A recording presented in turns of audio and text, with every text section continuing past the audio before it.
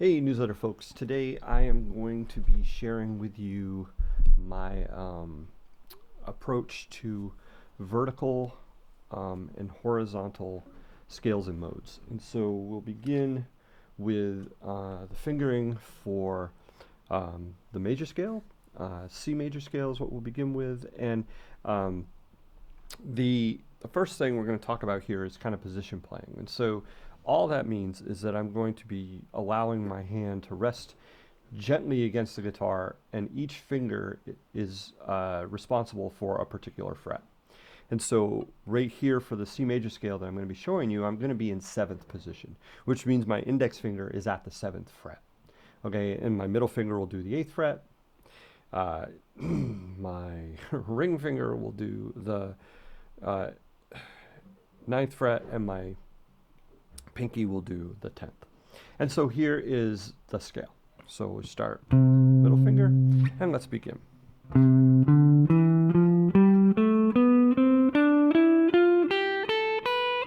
I'm going to play the turnaround note, so the upper D right here.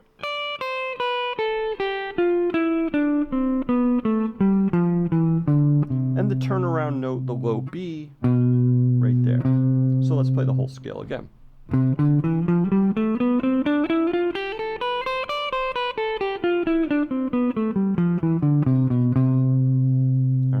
So there's that scale. Now what's cool about these vertical forms is that they're movable. So here I am in C because my middle finger is starting on the C note, and I play that fingering, I get a C major scale. If I move my hand, let's say, to A flat, so my middle finger is starting at the A flat, and I play an A flat major scale, which is the same exact fingering, just my middle finger starting on the note A flat, I get this.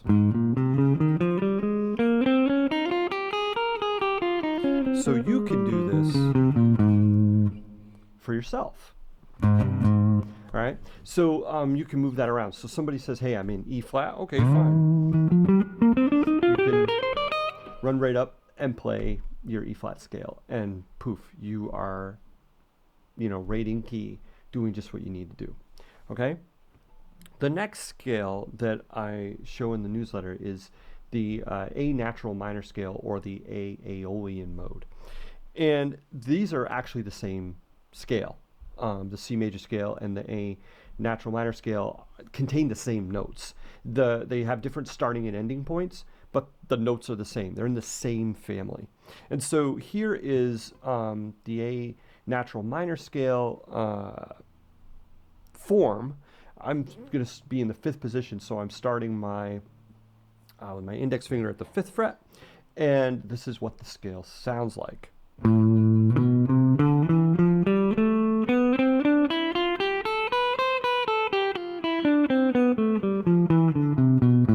might have noticed that there was a position shift in this. As I'm coming up the scale, I shift to the 4th position when I'm on the G string, and then I shift back to the 5th position for the notes on the B string and the high E string. And I'll just come back down. And so that's the A natural minor scale. Once again, this is movable. So if I want to play somewhere else, let's say I want to play D minor, okay? Then I slide up to the note D and I play my minor scale form.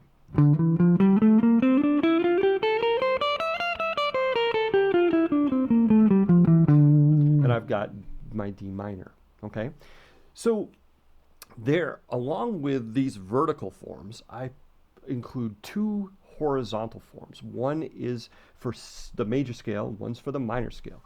So the one for the major scale, I start on the note C, and then I play the major scale. And I usually don't do this as a smooth thing, but I'll show it that way right now. So, and then I go backwards. And so you can play with that. I usually do it in groups of 3 like this.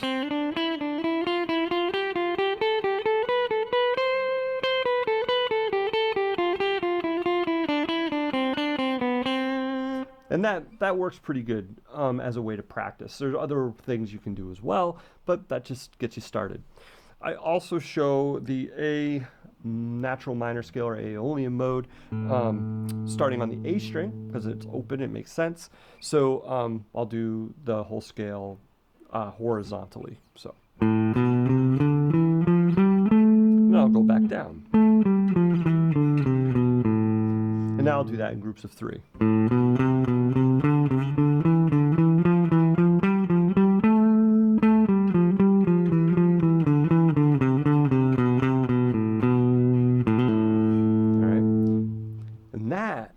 Gives you your vertical form for your major scale, your vertical form for your minor scale, and horizontal forms for both your major and minor scales as well. All right. The next part I'm going to show you how I jam using these things and how I connect them. So it's not just I'm playing in a scale like this, but I'm playing in a scale like this. All right, kind of all over the place. All right. Okay, so we're back, and we're going to try to do a little demo.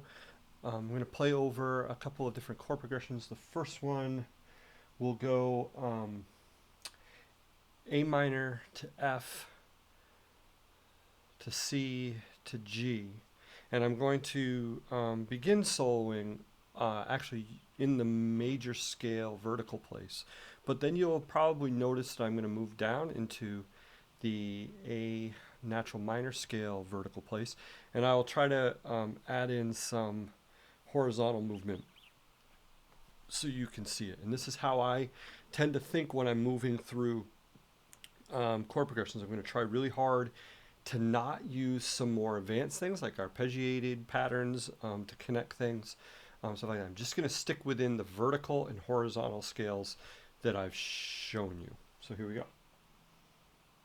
All right, this is another A minor jam track. This is A minor to F, C major to G.